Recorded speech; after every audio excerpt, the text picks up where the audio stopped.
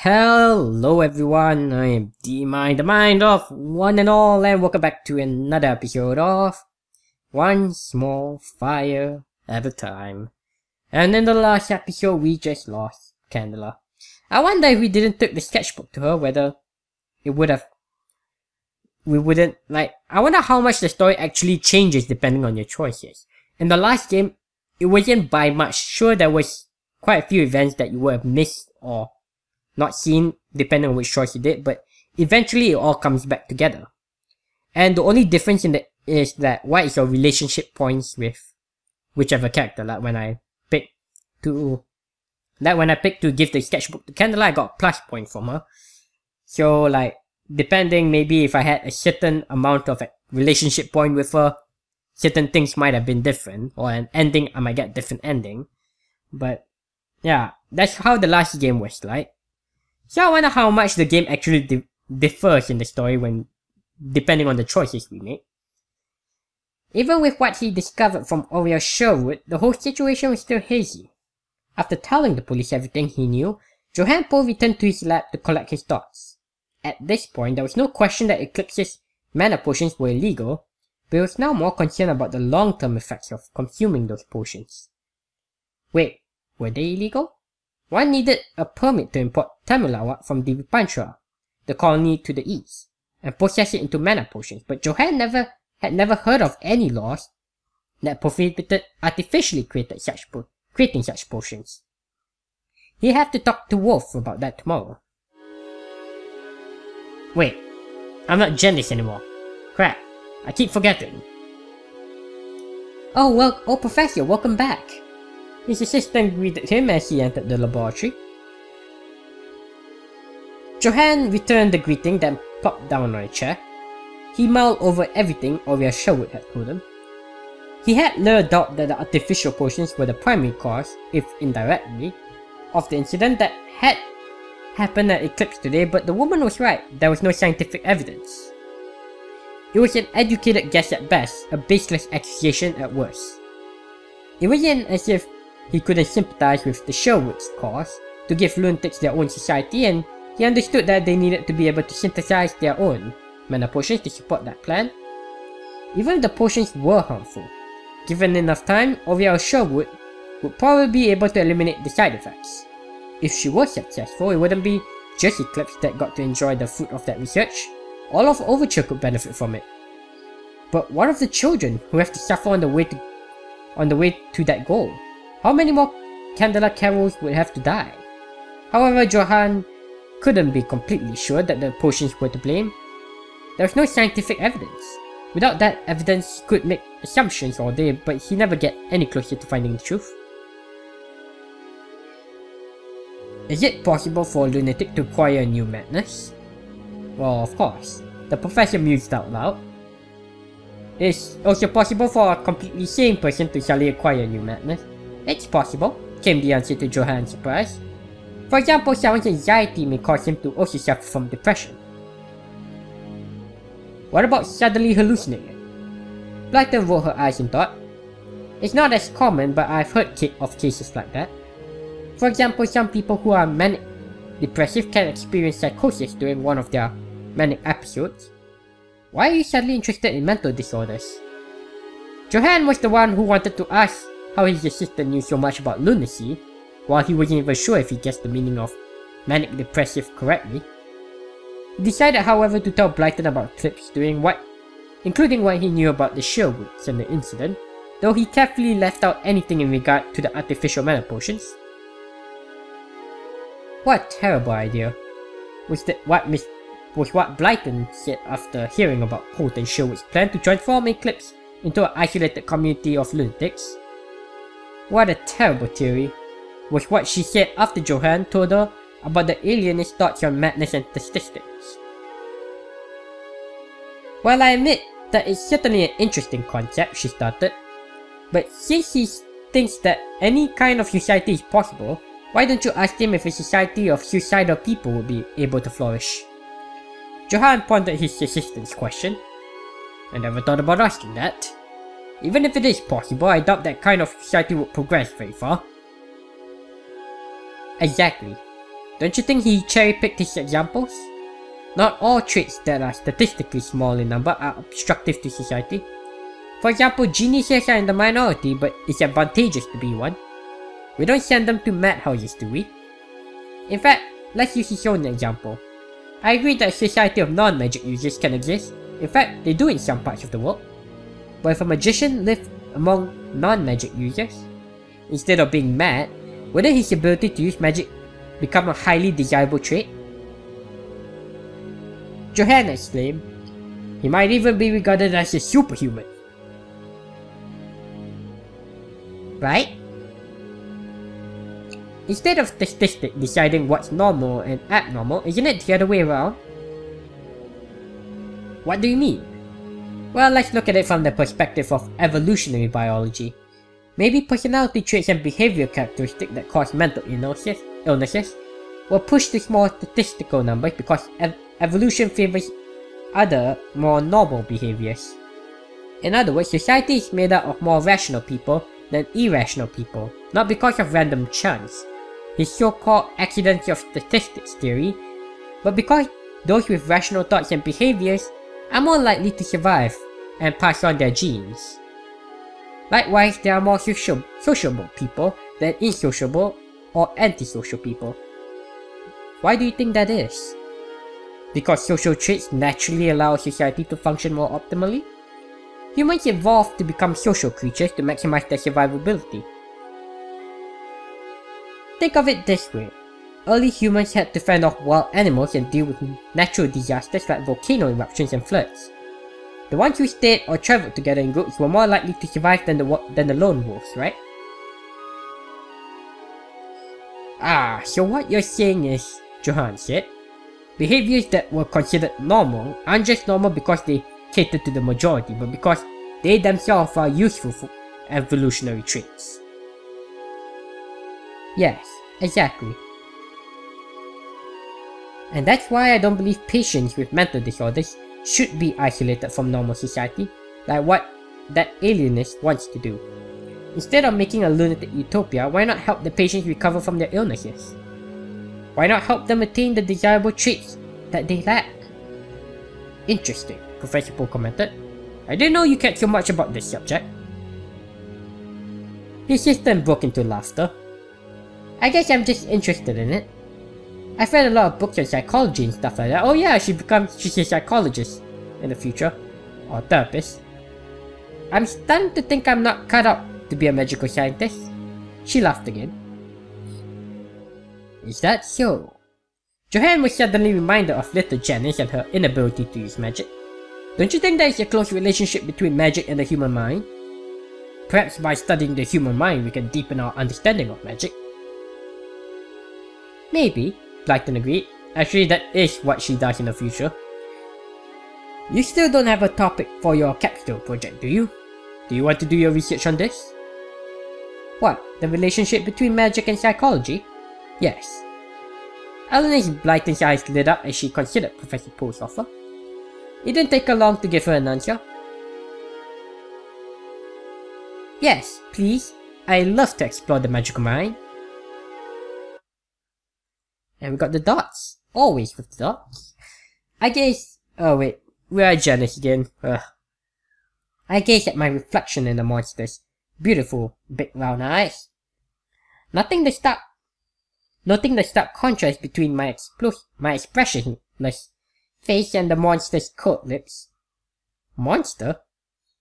The monster's skirt flutters each time it takes a step forward. Janice! It calls out to me in a sing-song voice that echoes endlessly. Is this a nightmare? I keep watching, I can't move. Or I can, but don't want to. I feel like I've been petrified by the monster's gaze. The Candela-shaped monster approaches one step and then another, but still just as far and as close as when it started. And then the Candela-shaped monster giggles, raises its Candela hand, shaped hand and opens it in my direction. The Candela-shaped monster's palms gleams, then emits a ray of blinding light. I follow the ray with my eyes. I watch as it forms a straight line from its palm to the hole it punches through my chest. Blood spurts out from where my heart should be. Oh, I guess that means I'm dead. And then I see the familiar ceiling. No screaming, no sitting up with a jolt, no cold sweat. It's entirely unlike how waking up from a nightmare is depicted in theatre plays or in storybooks. I wouldn't even call it a nightmare. I watched myself get killed, believed that I was dead, and was suddenly aware that I was lying awake in bed. I'm not even sure when exactly I woke up. But now that I know it was just a dream, I know I haven't been killed. I'm alive. Someone else who should be isn't. Candela. Why did Candela have to die? I remember poor Mrs. Shaw discussing her death. I didn't understand a lot of what they were saying, but I think I got the gist of it. Candela died because of me. She lost control of her magic because my visit caused her mind to become unstable. It was my fault. I killed her. It was all my fault. I murdered Candela. I'm a murderer. Everything is my fault. It's all my fault. This is so frustrating. Damn it. I want to cry. Cry. I'm sad. I need to cry. Come on, cry. I feel better after I cry. Cry, cry, cry. Cry! Cry! Cry, goddammit, cry! My eyes remain dry. I'm stricken with grief, but I can't even shed a single tear. Frustrating. This is so frustrating, so maddening, so infuriating that it makes me want to scream. Scream at the top of my lungs. Scream with reckless abandon. Screams as loud as possible, so loud that even the gods and devils and whatever can hear it, wherever they are. Scream and screech and shriek and shrill and... Maybe I should go to the seclusion room. No, I'm not going there. People will be able to hear me scream. I don't want people to hear me screaming. But I really, really want to scream. I want to scream so bad. Ah! I scream in my head. Ah! I scream in my head even louder. Ah! And louder, and louder, and louder. There's no use. Screaming in your head is like trying to quench your thirst with your own saliva. If anything, it just makes you crave water even more. What a stupid thing to do. Next chapter already. The King's Orders.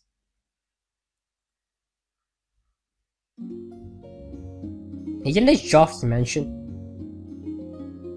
And that's what happened. The professor concluded his report.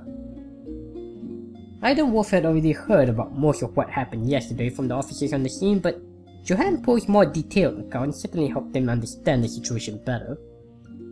He glanced at Geoff Godwin, who seemed to be more at ease than usual, though that was probably because he was in his own home. Aiden asked him, "Is there anything you'd like to add, Geoff?" "No," the young lord answered. "I was in the eclipse when the incident occurred. I was showing Colton Sherwood the factory I'm building. By the time we returned, the eclipse had already been sealed off by the police." Aiden didn't need to ask any more questions. He already knew what happened afterwards. Upon questioning, Colton and Oriel Sherwood had admitted to making their own mana potions, but denied the accusations that the potions were the cause of the incident, citing lack of scientific evidence. They were now under house arrest, with Eclipse still completely blocked off by the police. A couple of officers were stationed at the madhouse to keep an eye on the owners and their employees. It wasn't clear whether or not producing artificial mana potions was legal, since there were no legal precedents. Parliament could pass a law prohibiting the artificial creation of mana potions, but that would take time. The police could, however, arrest the Sherwoods on the grounds that their artificial mana potions had put the madhouse inmates in danger. That is, if the potions were indeed harmful. Were they though? If they weren't, not only could Aiden not arrest Colton and Oriel Sherwood, he couldn't force them to stop making the potions either. Aiden couldn't let that happen. He had a duty. This mission came from the king himself. "Johann, what do you think?" the commander asked. "What do I think about what? Is there really no evidence?" Aiden immediately noticed Johann's hesitation. He seemed unsure what to say, but he spoke finally, while averting his gaze. "We can't draw any conclusions from a single isolated incident. It could have been caused by many things, including the simple fact that Candela Carroll was mad. A mad person doing a mad thing isn't unthinkable." "That's true," Aiden said with a sigh. But what about those questions you asked Oriel Sherwood? Do you suspect that the potions can cause people to hallucinate? I suspect that consumption of the potion is correlated with the development of psychosis it emits, but, well, it's only a hypothesis. Well, seeing how in the future I never heard of artificial matter potions, I'm guessing it never took off. Any scientist will tell you that, even if there is a correlation, it doesn't necessarily imply causation. So you don't think the Sherwoods are guilty? There's no proof that they are guilty. That's all I can say at the moment. Johan, Joff got interrupted. Is that really what you think? Yes. Joff said, I understand that as a scientist you need to know all the facts and follow certain procedures before you can arrive at a conclusion. But we don't always know all the facts, and oftentimes we have to make decisions based on the limited knowledge we have. That's what my team has to deal with every day. However, they are problem solvers. I expect them to give me answers if I ask them questions, because if they don't, I can't make any business decisions. Johan, if we don't do anything, the Sherwoods will continue to give the children and eclipse these potions. Forget science for once. Stop being Professor Poe for a moment. Do you think the potions are dangerous? Well, just stop giving for the time being. Temporarily, they could just say temporarily ban the children from potions, even not because of what? Even not just because it might cause hallucination, but you know, the children might be mad and do the same thing, like Candela. Do you think the potions are dangerous? Would you let the children continue taking them? Are the potions dangerous? That's the problem. I don't know. I drank the potion myself, but it didn't make me psychotic or anything, did it? Well, maybe you have to consume large doses for extended periods of time before. And suddenly Johan fell silent. Johan? It did. It affected me. Johan paused. Wolf, do you remember when we were talking at Eclipse after you found Drake? After I found Drake? That time, I thought I heard a scream. I don't recall what had happened after he found the boy. Johan had suggested that they come back the next day for the meeting where he interrupted himself. Huh. Wait a second. So, Johan thought he heard a scream but no one else heard the scream, okay. And then Colton said it could just be one of the inmates screaming. But then, later when they were inside, both Aiden and Colton heard the scream. Unless you mean to tell me Aiden also took the potion. Huh. Did someone just scream? It wasn't Drake, was it? Scream? You didn't hear it? No. Huh? Did anyone else? No, I didn't. I didn't hear anything either. Oh. How strange. Was it just my imagination? Yes, I remember, Aiden said. But Aiden also had it. So, unless Aiden also took the potion without us knowing. You mean you were hallucinating? Possibly. After all, I was the only one who heard it, right? You, Colton, and Janice were there, but none of you heard anything. But didn't we hear another scream later that evening? Well, that scream could have been an actual scream in the seclusion room. And the one outside, you were too far away to hear the scream because you were outside the building. The other one were inside. Yes, the boy in the seclusion room, but now that I think about it, I think those screams may have been different. I have hallucinated. Oh, that's Johan. I have hallucinated the first one. Then again, people mishear things all the time. That one little incident doesn't prove anything. Johan paused again, thinking for a long moment, but finally said, however, even though there's still no conclusive evidence, there have been a large number of warning signs. Joff's right. Joff's right, I have to consider what's best for the children. They're not just some inmates in a madhouse anymore.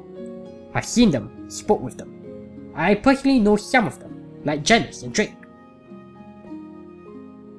Sherwood wants to give them a place where they live as themselves, which is probably why he thinks giving them artificial mana potions is worth the risk of psychosis.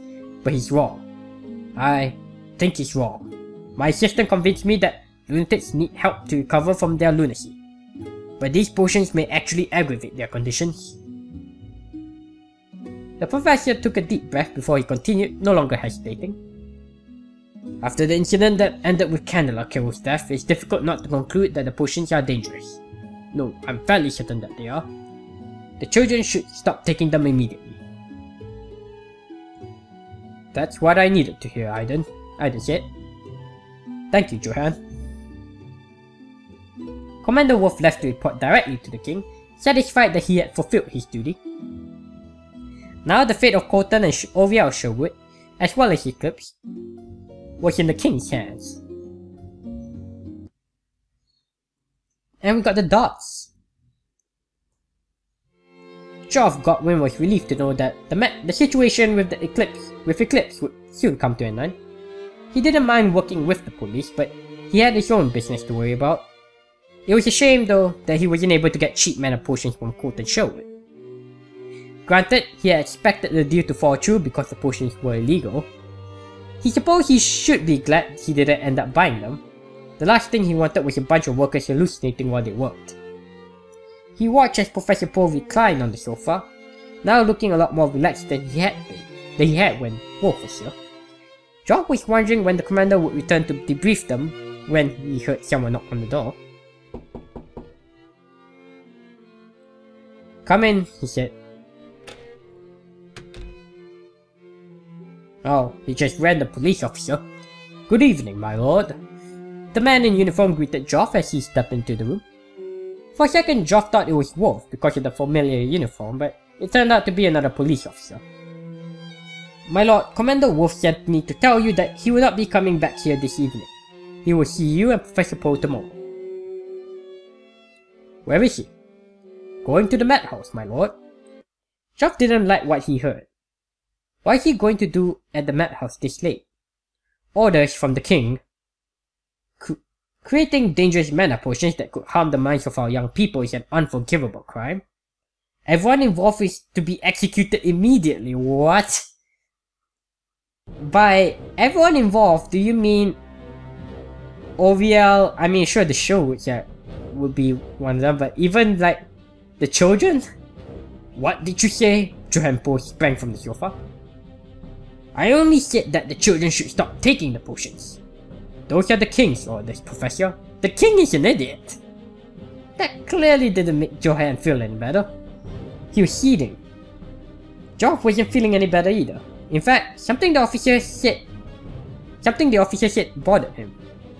Everyone involved. Who exactly was everyone? Could he just say Colton and Oriel Sherwood, Mr. and Mrs. Sherwood? Or the Sherwoods? Geoff decided to ask, who do you mean by everyone involved? Colton and Oriel Sherwood and all their employees? The policeman answered.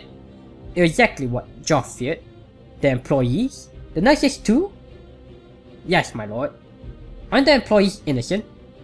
What evidence is there to suggest their involvement? They work under Colton Sherwood. We must assume they are involved. You assume?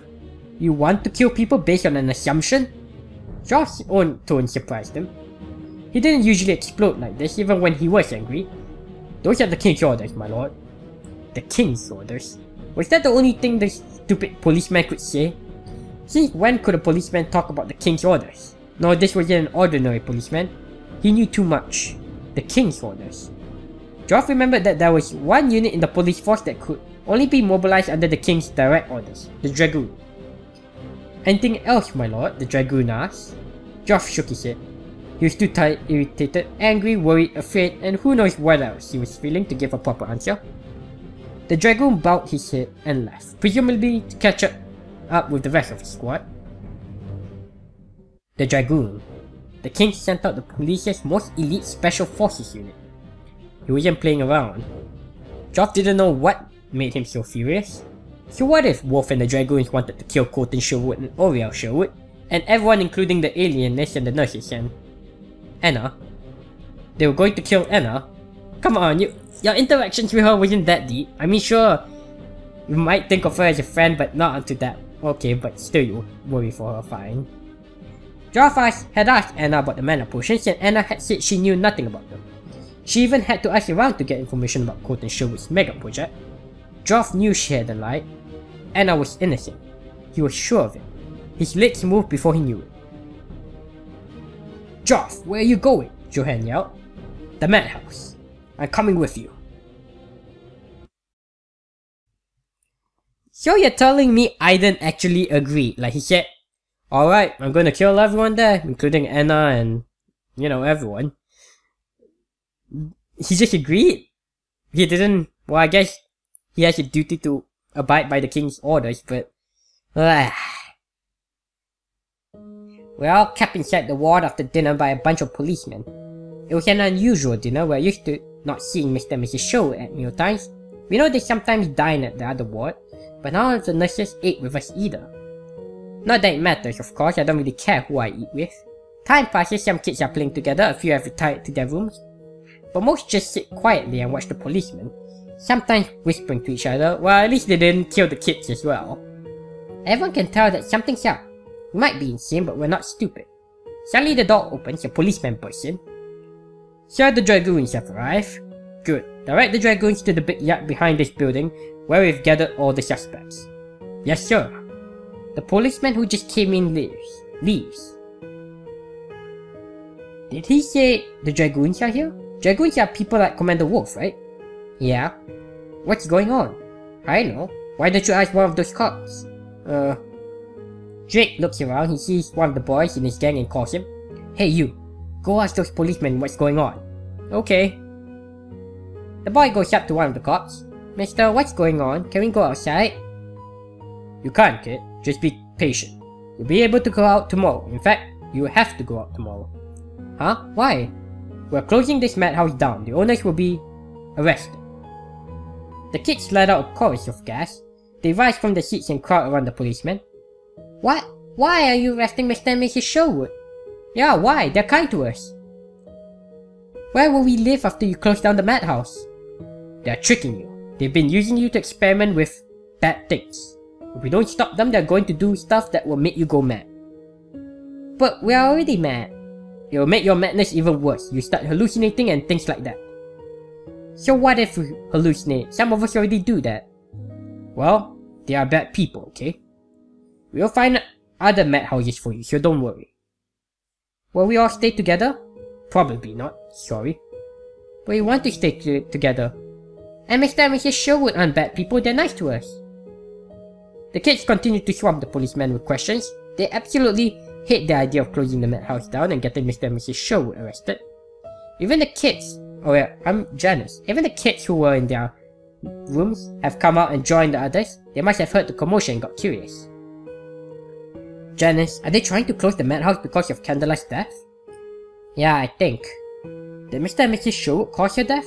I know she died from Mrs. Sherwood's thunder, but Mrs. Sherwood cast a spell to save you, right?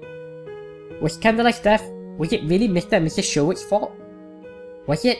It certainly seemed that way from how Poe questioned Mrs. Sherwood after the incident. Something about mana potions and stuff. But no, if Poe thought Mrs. Sherwood was guilty, he was wrong. Because I know the truth. No, it wasn't their fault. It was my fault." "Yeah, you think so too, right? It couldn't be their fault. Mr. and Mrs. Sherwood are really kind. I heard Mr. Sherwood was really worried when I left. And Mrs. Sherwood made me delicious food when I got back. We can't let the policemen arrest them." "Janice, we have to do something." "Do something? Do what?" "No." "Huh?" "I couldn't even save a friend. What can I do?" "What do you mean, no? Come on, we got to do something." "There's nothing I can do. I'm just as powerless now as I was when I watched Candela die." "Janice? I won't do anything." "Huh? Why? You don't think Mr. and Mrs. Sherwood are bad people, do you?" "I don't know. But it's not okay for the police to arrest them, is it?" "Is it okay? Should the police arrest Mr. and Mrs. Sherwood?" "No, of course not. They got the wrong murderer. They should arrest me instead." "No." "Right, then let's do something." "Do something?" "No, I can't do anything. Candela died because I did something." "No, I won't do anything." "You won't do anything? You just let the police arrest Mr. and Mrs. Sherwood?" We are repeating. I feel like we just repeated this sentence 3 times. "Yes." "What? Don't you care about them? Don't you care about this madhouse?" "I don't hate Mr. and Mrs. Sherwood. I'm not sure if I call them kind, but they are certainly better than most people." this madhouse is also a decent place. I often get picked on by the other kids, but I've lived here for a long time and have gotten used to it. No, I don't care. I thought I misjudged you. I thought you were pretty cool, having fought me and all that. You even wanted to risk your life to save Candela. But now you're just going to let this happen? Yeah. Drake's body begins to shake. Then he explodes. Well, I'll do something then. If we already lost Candela, I don't want to lose this madhouse too. I'll stop them. I'll stop the police. Drake glowers at me. Anger, sadness, and disappointment mix in his scowl. Janice, I'll ask you again. Since you don't think the police should arrest Mr. and Mrs. Sherwood, are you really just going to stay here and let them do that? So you're not even going to give me the choice. Yeah. With a frustrated grunt, Drake stomps away and hits straight for the front door, but when he stops in front of the policeman guarding the door, he can only stare at the floor anxiously. His shoulder is trembling and his clenched fist shaking. What is it, kid? Drake doesn't answer. He tries to open his mouth but no voice comes out. His lips quiver. But then slowly he lifts his head. I wouldn't let you. Huh? Sorry, I don't think I hear you. What did she say? I'll stop you. Drake darts past the police officer and heads out of the house. Hey, come back here. The policeman runs after him. The other kids watch in amazement. Hey, let's follow Drake. Yeah, let's save the madhouse. Yeah, let's go. They follow Drake outside. The policemen try to stop them, but just a few officers aren't enough to do anything. They end up chasing the kids. And now I'm the only one still in the ward. I drag my feet upstairs and go to my room.